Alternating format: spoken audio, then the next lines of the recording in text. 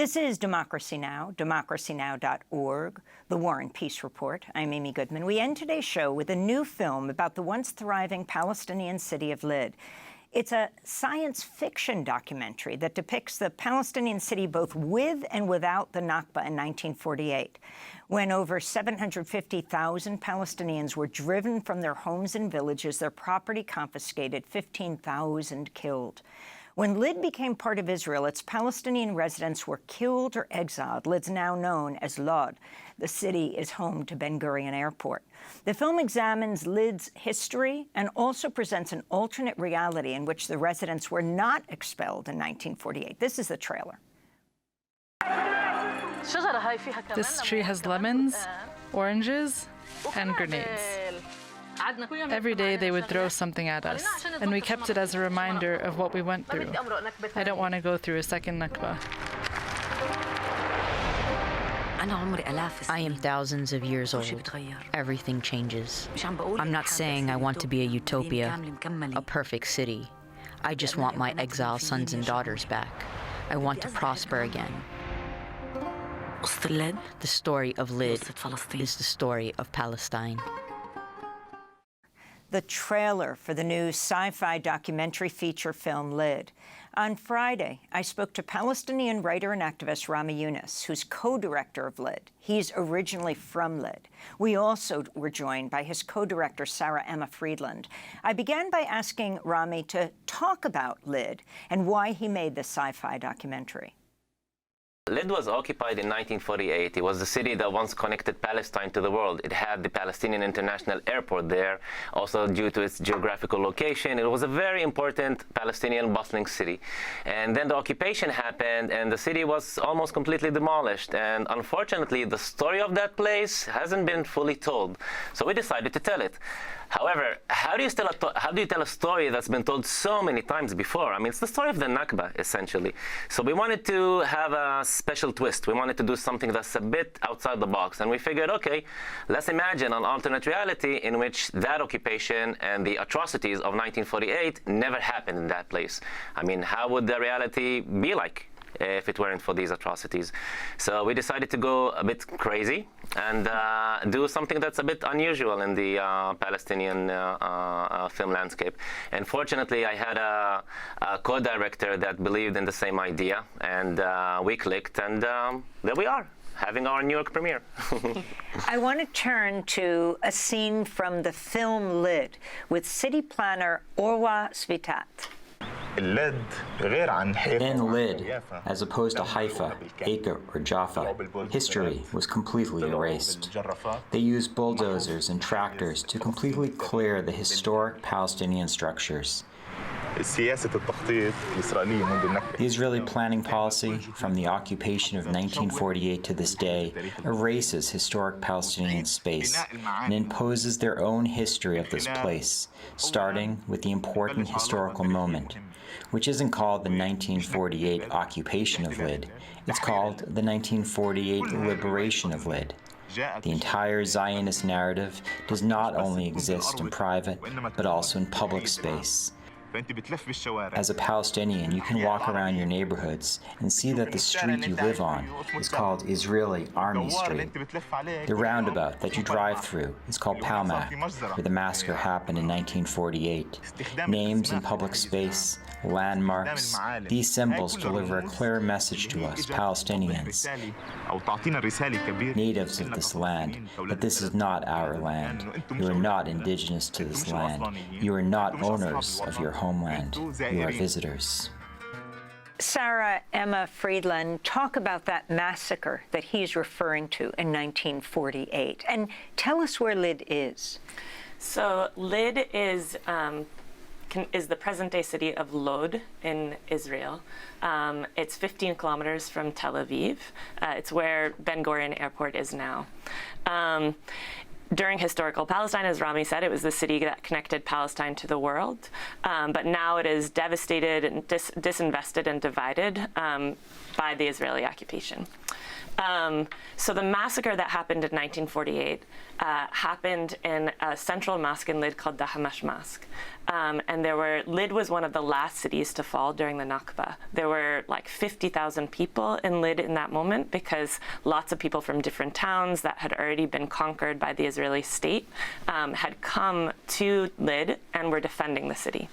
And so when the Palmach soldiers came in, there was a lot of resistance in Lid. And some of this resistance was coming from Dahmash Mosque.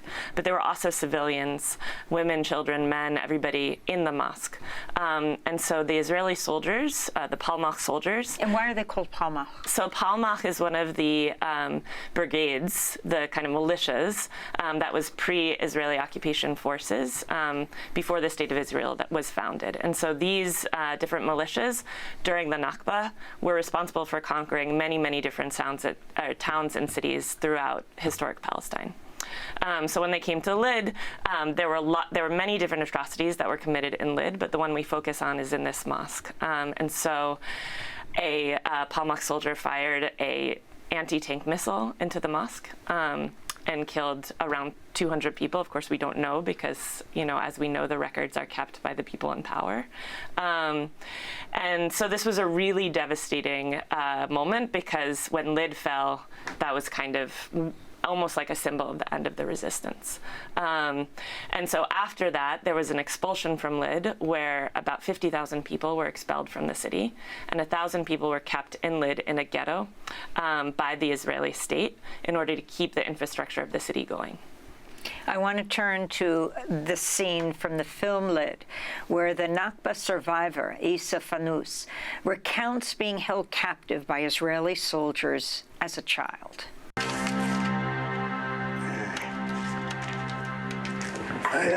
This is me here.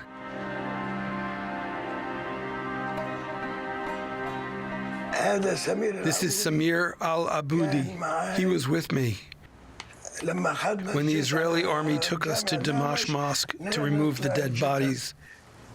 The decomposed bodies smelled really bad. Dreadful. A week or two after the massacre, they took us in the Israeli army vehicles.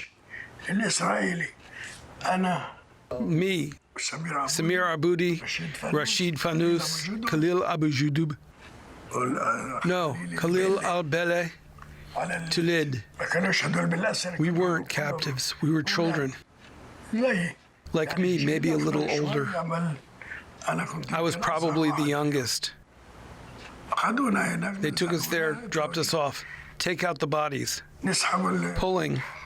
The bodies were falling apart, rotted. The smell was horrendous. We'd take the bodies out, and Israeli soldiers would burn them. At the end of the day, they would drive us back home. They took us 2 days in a row. A 1948 Nakba survivor. Of course, 1948 is the time of the founding of the State of Israel, speaking about what happened in Lid. And this is personal for you, Rami. This is your family. You had ancestors, you had relatives who survived and didn't survive 1948? So yeah, I'm a third generation of Nakba survivors. Like Sarah said, only less than 1,000 Palestinians were allowed to remain in Lid, and we use the story of Lid to symbolize the story of the Nakba, the Palestinian Nakba, the demolition and expulsion of over 600 villages all across Palestine. So in a way, the story of Lid is the story of Palestine. And to us, working on this film, Sarah and I, when we were shooting, not just Isa Fanous, the person we just showed, who unfortunately has died before we were able to finish the film, so also we're paying tribute to him by mentioning his name and showing this clip. So filming them was also our way of documenting what happened in 1948 for the ages, because we want to show that what happened in the past, still affecting what's happening today. And what happened in the past, what started in the past in 1948 is still ongoing. So by telling these stories of these people, by documenting them, by capturing their accounts and showing them to people nowadays, maybe we're hoping people will get a wider perspective of what's happening in Israel, Palestine, and maybe that would be a kind and nice reminder that, unlike some people would like us to think, the world did not start on October 7th. So let's go to this Palmach soldier. This is quite amazing. This is another scene with a member of Palmach, the Israeli militia group, in 1948. But this is, 1989. It's decades later when he is interviewed. And if you can set that up for us, Sarah, if you can set up why you have footage of a soldier from 1989 describing what he did in 1948. Yeah, so we were able to access this footage from the Palmach military archive in Israel. I had read about these clips, and Rami and I talked about it. And the Palmach, in 1989, decided to make a TV documentary about all of the battles that happened during 1948, all the invasions. And so they took these soldiers back to the places where they committed their war crimes, and they filmed with them. Because for the state of Israel, this is not anything to be ashamed of. They wanted to celebrate their heroism. They are proud of this history, right? So, but this is one soldier who wasn't proud. I want to describe what I saw inside the mosque. There were women, men, and children in there.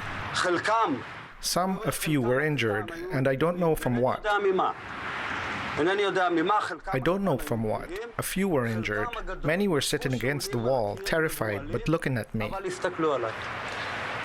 I remember that a small girl was sitting next to the wall, around 12 years old. She was holding her sister in her arms. She hugged her and was waving her other arm like a pendulum, with spread fingers as if to say, "Don't shoot." And I didn't know what to do. I didn't know anything. I remember this sight, and I stormed outside. Then, in front of the mosque's door, there was a wall, and in the corner sat a local Palestinian person. I remember his face. He had a round face. He was very injured. I don't know from what. That was the first time I was that close. And I saw his eyes, terrified, confused. I have no words. I was confused, but it appeared that in his eyes, I was the murderer. That's what he saw in my eyes.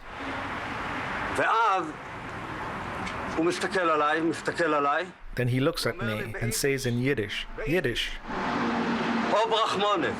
Obrachmones, meaning in Hebrew, have mercy on me. It reminded me of everything that we faced in exile, the pleas of mercy from Jews throughout generations, and I stormed outside. And I don't know what happened inside of the mosque afterwards. That was a Palmach soldier recounting what he did in 1989 back in 1948.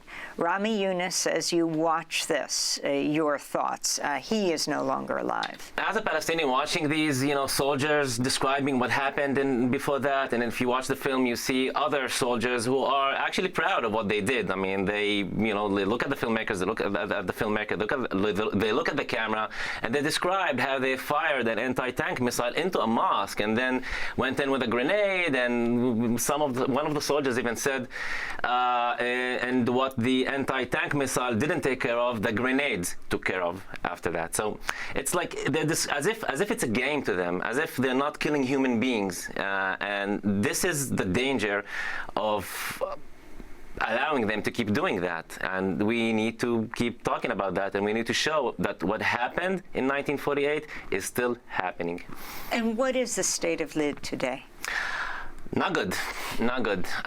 We have a population of around 30,000 Palestinians there, and if you come and see the city, if you have a tour in the city, you will see a stark differences between how Jewish people live there, Jewish Israelis live there, and how Palestinian citizens of Israel live in Lid.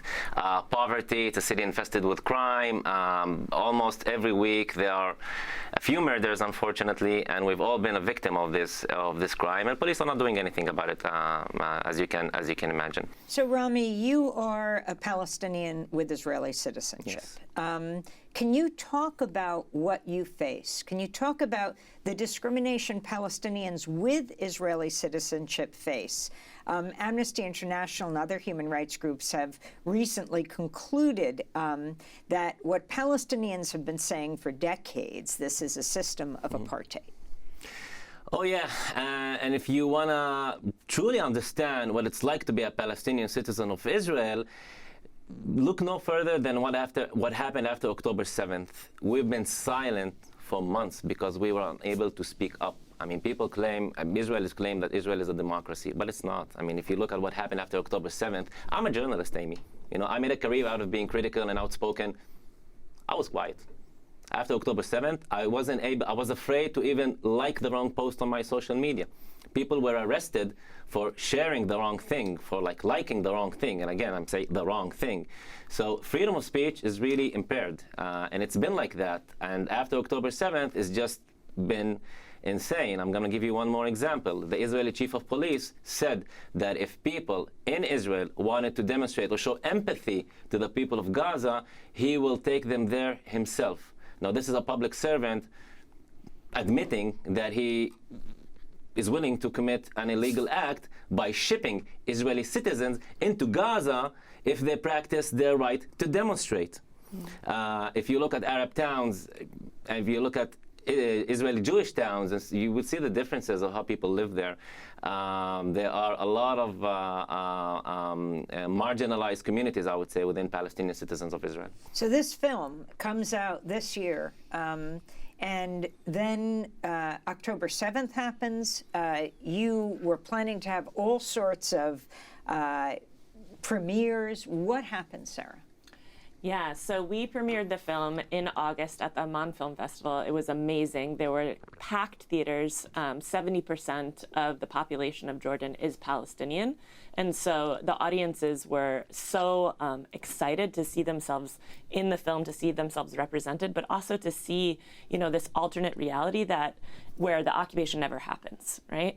And so it was incredible. They had to add another screening. We won 2 awards, and all these things came into place. And then October 7th happens, and, you know, the world, everything changes, obviously. Things are not entirely safe for Rami. Also, festivals are being shut down. We were supposed to premiere in Palestine at Palestine Days of Cinema. That festival was canceled. We were going to have our theatrical run, which is starting this week in New York, but we had to pull that as well. So it was like it was a very tough time because it was like we really wanted to share the film. It speaks to this moment. It provides extremely important context, but it just wasn't.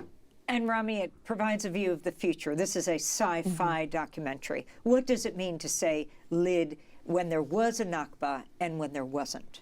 Essentially, this is the way we see it. It's an exercise in imagination as a basic human right. And if we don't imagine a different reality, we are just doomed to live in a reality that was created by someone else's imagination. Now, Amy, if there's one thing the occupier or the oppressor, I mean, you name it, can take away from us is our ability to imagine or reimagine. So in our film, we just wanted to create this space in which what happened in 1948 never happened. Now, when we premiered the film in the Amman International Film Festival, we actually chose Amman to premiere the film there because we knew there would be Palestinians there. To our, not to our surprise, actually, we were hoping that they would show up, but Lydian refugees from Lyd from 1948 showed up and came to watch the film. And, you know, seeing how profound this was for them, seeing how they were moved by, you know, seeing the place they heard about so much, they dream about going back to that place, and seeing that place without what had happened in 1948 was truly profound to them. And to us, it was very satisfying to see that, you know, this job is needed. And can you finally talk about the animation in this film? I mean, just the structure of the film is so unusual. So yeah, we have animation in the film. The alternate reality was created through animation, and the good thing about animation is that you can just run wild with your imagination. You can do whatever you want, and yeah. So we have characters. For example, we have a character from Balata refugee camp, which is a refugee camp in the West Bank. The guy is a welder. He's always dreamed of becoming a lawyer, but because of the occupation, because he was from a refugee camp, it wasn't possible. In the alternate reality, we have him as a lawyer in a university in Lid. Now, Lid doesn't have a university. In the alternate reality, it has a university. By the way, we also, like the same characters we have in the documentary part of the film, they dubbed their own voices, they dubbed their own avatars, so they were part of the creative process, so they dubbed their own avatars in the alternate reality. So the whole thing was just a lot of fun to work on. Yeah. And so you talk about the difficulty of expressing yourself in Israel. What about coming here as you release this film in the United States, Sarah? Yeah, so I'm a professor of documentary filmmaking, and you know, we see across the country just extreme repression happening in our universities. You know, from students to faculty to staff who have spoken out against the genocide in Gaza being suspended. I mean, the encampments that are happening are absolutely incredible. But there are real consequences for all of us as well, and we're seeing that happen more and more. But I think that what's amazing is that people are not afraid. I feel like this is a real turning point in how U.S. people are engaging with what has been happening in Palestine for over 70 years. Yeah, so I'm curious how it feels for you being here in this moment. It feels, it feels awesome, to be honest. It feels like I can breathe. I can breathe again. There are a couple of things that are very wrong with nowadays Israel. People don't understand it, but even the reports on what's happening in U.S. college campuses at the moment, and some Israeli outlets are reporting that Jewish students are being arrested for just being Jewish. However, in reality, we know that Jewish students were arrested because they protested against the genocide in Gaza. So to the average Israeli is a victim, by the way. The average Israeli is a victim of their own media.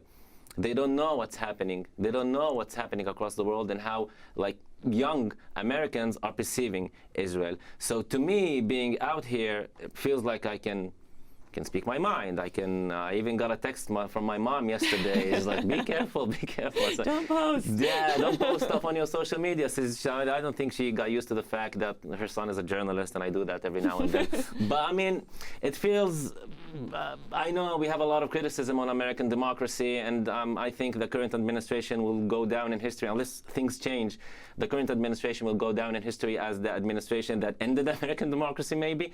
But it's much better. The situation in here is much better than in Israel. And I feel like being on TV here, doing interviews, talking to just people on the street, people are willing to listen. And finally, people are willing to listen. But unfortunately, it took a genocide so that people show interest in what's happening in Palestine. Palestinian writer and activist Rami Younis, co-director of Lid, originally from the city of Lid. We were also joined by his co-director, Sarah Emma Friedland. Lid is currently playing at the DCTV Firehouse Cinema in New York, showings followed by Q&A with the filmmakers. The film will also be shown around the country and around the world, including the Houston Palestine Film Festival next month, the Chicago Palestine Film Festival, at the Laemmle Theater in Los Angeles, and Unseen Cinema in Nairobi, Kenya. That does it for our show. Democracy Now! Is produced with Renee Feltz, Mike Burke, Dina Guzder, Sharif Abdel-Quddus, Messiah Rhodes, Nermin Sheikh, Maria Tarasena, Tammy Warnoff, Tarina Nadura, Sam Malkoff, Taymari Astudio, Robbie Karen, Hani Masood, Hannah Elias. Our executive director is Julie Crosby. Special thanks to Becca Staley, John Randolph, Paul Powell, Mike DeFilippo, Miguel Noguera, Hugh Grand, Dennis Moynihan, David Prude, Dennis McCormick, Matt Ely, Anna Ozbek, I'm Amy Goodman for another edition of Democracy Now!